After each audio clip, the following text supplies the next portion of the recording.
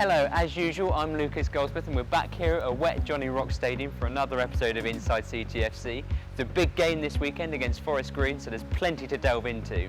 Here's what's coming up in today's show. We take a look back at the game against Port Vale. We catch up with Will Boyle. We speak to Luke Saunders to preview the game against Forest Green Rovers. Michael Duff has his midweek press conference. There's another get-to-know features with the under-18 squad. And we have an extended look at the ladies' team ahead of their FA Cup game this weekend. It was a disappointing defeat for Cheltenham on Tuesday evening as they lost 2-1 to Port Vale. Here's Ryan Pelletrat to run you through the action. The Robins would have been looking to continue their impressive form away from home when they took on Port Vale. And in the first half things looked bright. An intense period of Cheltenham pressure and flying forward resulted in Andy Williams' header smacking against the bar. Fellow summer signing Liam Sercombe too was unable to convert his shot just moments later. And Williams made it a hat-trick of misses to sum up a frustrating first half. But at last the 34-year-old broke the deadlock after the interval, rising up to Alfie May's looping layoff to bag his 4th goal of the season and finally get the Robins rolling.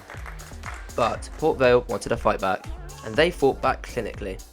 A mere 4 minutes separated Cheltenham's opener and Port Vale's equaliser as Leon Ledge met a valiant corner to power the ball into Josh Griffiths' bottom corner, raising concerns about the lack of finishing from the Robins. And this well and truly came back to bite them just before the 70th minute, as Charlie Raglan allowed David Worrell to turn and fire the ball past Griffiths once more to wrap up a disappointing evening for Michael Duff's side. Goalscorer Williams felt his side could have taken more from the game.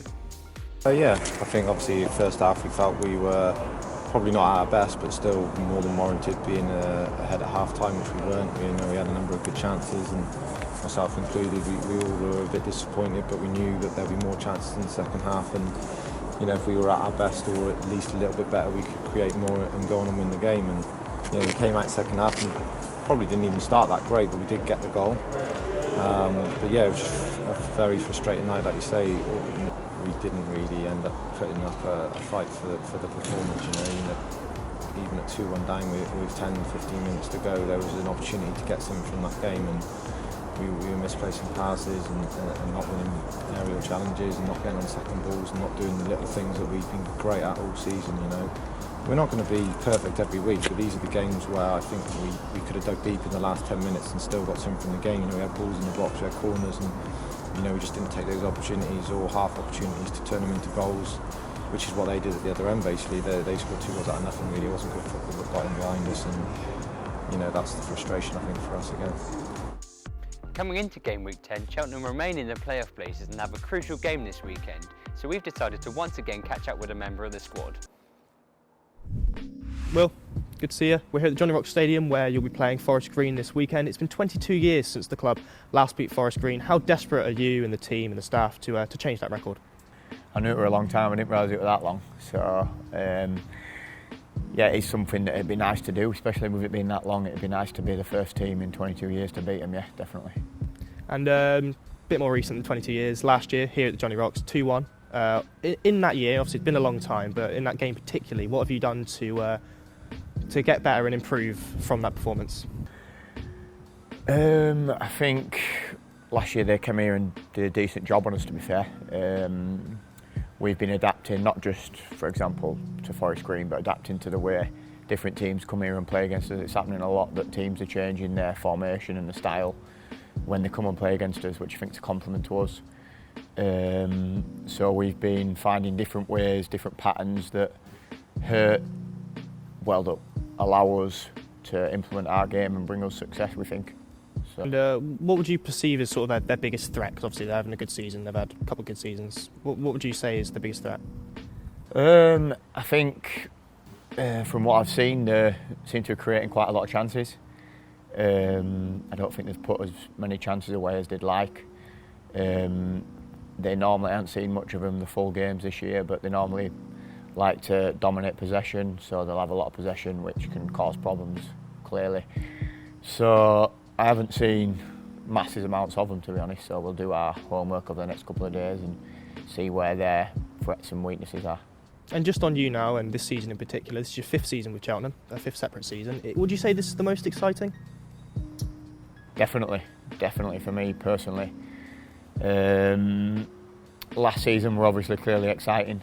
I didn't play as much as I'd like to, but it were a good season as a whole to be a part of, and a good building season, I think, hopefully for this season, where we can literally go hopefully one better. I know it's a long way away and we're just focusing on one game at a time, but ultimately that you want to achieve something at the start of the year. So it's definitely exciting. Yeah, the only downside to it is that these seats are empty every week, so that's the only downside to it. And just on that as well, obviously the whole Let Fans In campaign and everything like that. For you as players, obviously to clubs it can be detrimental. To you as players, do you find it easier to play without supporters, or is it a case of do you just want to back in? Just want to back in. It's as simple as that, really. I think there's no atmosphere. It's quite flat. There is a little bit of an anticlimax when you win a game. No doubt about it, in my opinion anyway. It don't feel the same as when you've won a game here and you have a little walk around the pitch and you get the adulation from the fans, or when you're having a stinker and you're being beaten, you get to know about it as well. So it's definitely not the same. That being said, though, obviously a good start to the season. 6 clean sheets in 9 league games. We spoke to Charlie last week. He said there wasn't any particular secret to that. Would you say there is a secret, or is it just a case of game at a time, sort of? I'd probably say there is secrets, yeah, because I don't think everyone knows the amount of detail that we've been given from the manager from a defensive point of view, as a team and as individuals, as defenders and midfielders, the positions that we want to take up and the intricate details within it. I don't think everyone's lucky enough to get that amount of detail, which has helped us massively. So I think there is probably a secret within it, but the secrets are ultimately hard work, being well drilled from back to front. Everyone's on the same page, everyone knows what's expected of them without the ball. So it is definitely comes from above 100%. And how important are sort of Charlie and Ben, etc.? How important are the fellow defenders to you? How important have they been to you on the training ground, on the pitch this season? Massively. It's everyone. It's not just them two, for example. It's everybody knows the role that they fit into, for example. So the role is not a name, it's a number, if you like. So you know if you're playing in that position, what's expected of you, regardless of who you are. So I think it's important that everyone knows the roles around them, what they have to bring in order to help the person around them. So definitely knowing each other's roles, definitely important, yeah. And just finally as well, obviously, massive game against Forest Green this weekend, but fans won't be here. What would be your message to Cheltenham Town fans for this weekend, but also for the rest of the season up until that they can come back into the stadium? I don't know what I can say, what will help, to be honest. So it's not, whatever I say is not going to temper any frustration. But all I would say is we're very grateful for the support, what's ongoing. I know a lot of people have donated the season ticket, the price of the season tickets and stuff, and that, especially in this current climate, is not no mean feat at all. So that's something that we're very grateful for as players, and as a squad. We know that for fans to be able to want to do that to start with, that's a great gesture and something that we're very grateful for. Brilliant. Well, thank you for your time. Thank you. With a crunch match against our local rivals Forest Green Rovers this weekend, we've decided to take a closer look at the opposition.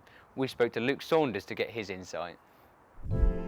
So today I'm joined with commercial assistant Luke Saunders to talk about FGR. Luke, it's a big game, fans are always looking forward to this one. Cheltenham haven't beat FGR in over 20 years. Just how desperate will they be to win this one? I think it's a difficult one, especially with no fans for a derby game. To have no supporters is pretty tough. But I don't think the players will need motivation, clearly. But you know, it was 98, but I think Forest Green have been in the league now 3 years. So before that, it's a really weird one because they didn't play each other for a long time because they were in the non-league, Cheltenham were in League 1, League 2. So it's a very new sort of local rivalry in that sense. But of course, you know, the players really want to win it, the fans will want to win it, and it's a bit of local pride on there as well. So yeah, definitely. Yeah, like you said, it's a relatively new derby, so maybe you haven't had the same impactful memories so far, but it's one that is starting to build, isn't it? Yeah, I think it is. I mean, the crowds grow. You know, there is that sort of heatedness, certainly in the stands, but you know, I think when you look back to sort of before Forest Green came up, there were games against Hereford United before, unfortunately, they obviously disappeared. And even back in the 90s, Gloucester City and Forest Green have obviously become the new kind of rivals in that sense, but yeah. Yeah, not having fans here, will that make a big impact on this game, do you think? It's going to be very strange. I mean, it's usually the most attended game of the season, usually over 5,000, pushing 6,000 here at the Johnny Rocks usually for that game, and it was last year as well. But I think it will make a little bit, perhaps a little bit of difference. You know, speaking to the players, it does, and I think people watching the games can see that sometimes having that lack of crowd and atmosphere may affect intensity, but you know, they'll know the importance of it, and you know, they're going to go out and try and win the game regardless. Yeah. And the way they've started the season, I bet they're feeling pretty confident, aren't they? Yeah, oh, absolutely. But you know, there's 50, 60 games in the season and all push so close together if you count the sort of cup competitions as well. So no game's more important than the last in that sense. But yeah, definitely. It's been a very good start, very strong here last year. It's been the away form that's been better this season, but you'd like to think that if you can continue to win here and get that sort of run going like we did last season, then you know, we'd certainly be looking up rather than down. Yeah, and what can you expect from FGR this weekend? I think that they're a team, they enjoy the possession. I mean, we saw against Grimsby, it was one of the few games that they sort of surrendered a lot of the ball last weekend, but they're on a good run. And you know, they like to play football, they like to get it down. Cheltenham like to do that as well, so hopefully a good game to watch from that perspective. And a few familiar players in their team as well. Yeah, is there any of those players that you're worried about? Oh, I think every team's got key players, but you know, Cheltenham fans will know Carl Winchester. When he was here, he's been a key player for them in midfield, pulling the strings. I think he's captain as well. He tends to be on set pieces, on penalties, so he's going to be their key man. But Jake Young scored 3 in 4 for them. One of those signings that maybe wasn't one of their bigger additions in the summer, but came in from Sheffield United, and he's done very well lately. So yeah, I think he'll be someone to keep an eye on. Yeah, in the last meeting here, 2-1 Forest Green. You won't want to repeat that, will we? No, of course not. But you know, last year I think they got a 2-goal lead quite quickly, and then it was a case of chasing the game. But they kind of hit Cheltenham on the counter-attack quite well last year. So it's important to start the game strongly. You know, as soon as you get on the back foot, it's very difficult. And they're a very good team, Forest Green, at sort of seeing games out as well. And this season especially, they've kind of changed a little bit. When they go behind, they tend to get goals back, and we've seen that in their last couple of matches. Morecambe away, for example, got 2 late goals there. So I think they're a better team this season, but I think Cheltenham are a better team as well. Yeah. Would it be cheeky of me to ask for a prediction then? It's very, very difficult. I'll say a draw. Fantastic. It's now been 2 without a win for the Robins. So here's manager Michael Duff, who's been speaking about a range of things in his midweek press conference. Players shouldn't need any motivation for the game that's coming up. Even if it wasn't your local rivals, it's 2 teams that are in the top 5 in the league. I think 3rd and 5th, I'm not 100% sure. Add to that, it's a local rival, local derby. Add to that the history of it. Add to that, we've just been beat on Tuesday night. So if the players need motivating for the game, then there's something wrong. Not because you're looking for a reaction. So against a very, very good team. So it's going to be tough on Saturday. Nothing more certain than that. And you talk about the history of the game. Obviously, it's a fixture that you've known for over 20 years. How has it evolved in that time, other than that, you know, both clubs are now higher than they were back when you were playing it first? Yeah, I think, if I'm being brutally honest, when I was a young player here, the local derby was Gloucester. They were the 2 bigger teams in the area. Obviously, Forest Green have come on since then.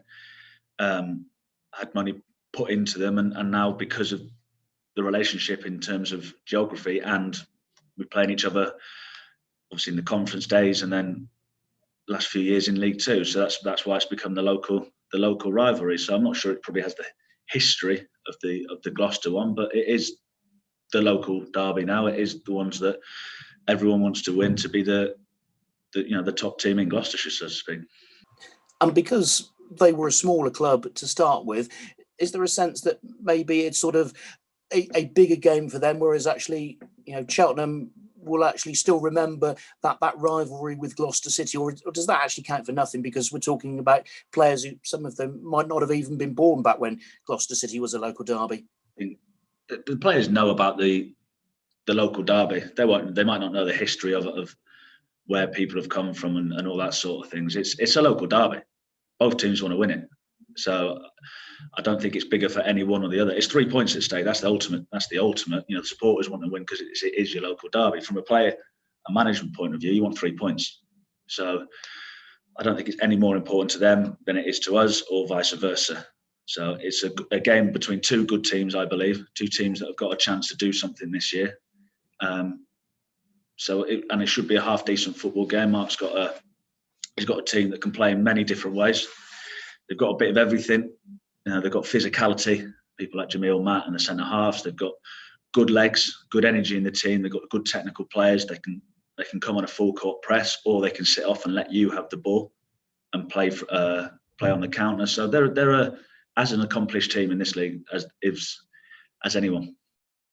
It's that time again. We've got another Get to Know segment for this week's show, and with an important FA Youth Cup fixture coming up on Monday, we're back with the under-18s.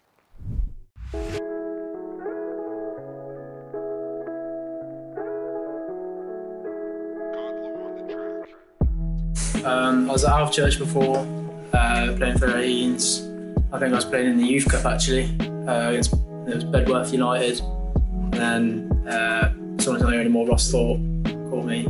And then a week later, manager told me to come down, and then come down the next week, play against Bournemouth away.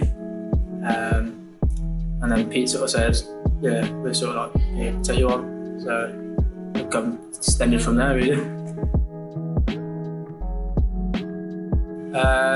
I was in the JPL most of my life up towards Cheltenham. Managed to get into their rep team, so going around playing other academies, trying to get spotted in there.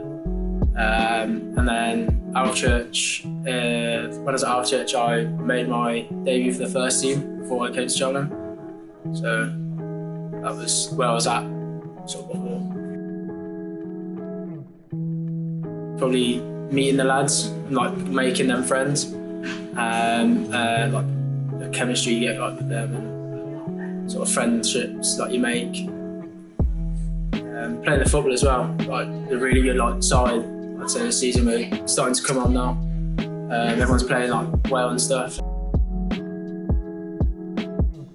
I am typically more of a centre half that's get it gone, like big challenges, win the headers, kick them, so like nasty centre half basically, yeah. Either starting for Cheltenham, maybe pre-season with the first team here, or making my debut with Half Church first team. Sergio Ramos, just his aggression, just goal scoring, everything about him, I just love about him. I like to started to play golf now, so sort of learning a new hobby of that, and like just going out with family and friends and just chilling really.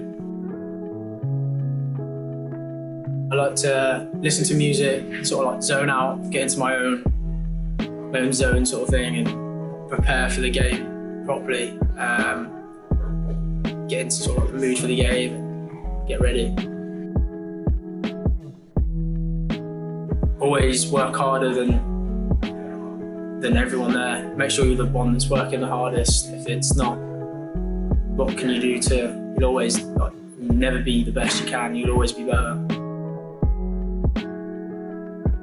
Probably Charlie Patterson, his one-liners, anything about him. He's always on form, always. Well, when I was at school, I was more interested in sciences, so I'd probably be trying to get something out of science, whether that's chemistry or physics sort of thing. And finally, after an impressive victory against Poole Town last time out, we've taken an extended look at the ladies' team ahead of their massive FA Cup fixture this weekend. The Robinesses are back in action this weekend as they prepare to try and progress to the first round of the Vitality Women's FA Cup. they come into this last qualifying round after back-to-back wins, the first of which was a 3-0 success over Brislington Ladies in the FA Cup qualifiers 2 weeks ago. A victory which really gave the team confidence after a mixed start to the season prior to that game.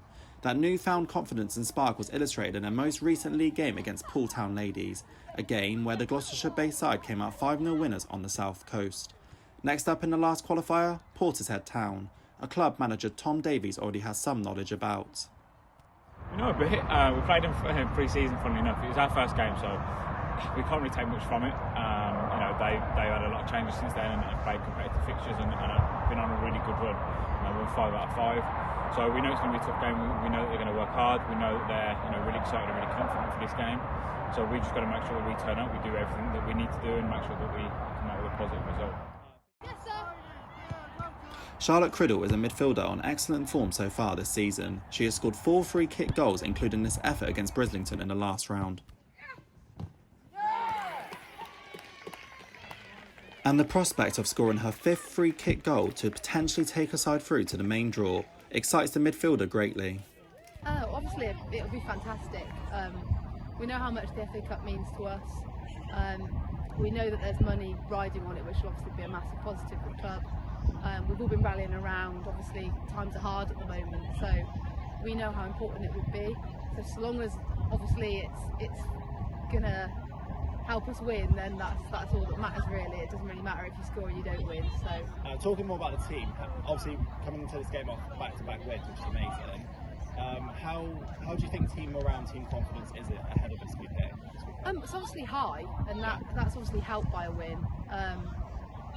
We're all feeling good. We've got everybody back in this weekend, so we're in good spirits going forward into Sunday. And places are going to be hard to get for the starting lineup on Sunday, so we're all giving it our best. Only 1 win away? Yes, the Robinesses are potentially 90 minutes away from securing a first round place in the Vitality Women's FA Cup. A place which would see the club receive an impressive £600. So let's hope Tom Davies' side can do it. It's been me, Daniel Khan, reporting from a rather productive and industrious Tewkesbury School football pitch. And with that, that's the end to another week's show. Thanks again for watching. As usual, you can watch or listen to this weekend's game against Forest Green Rovers on iFollow if you buy the £10 match pass. Unfortunately, we won't be able to bring you a show next week, but we will be back in a fortnight, so we'll see you then.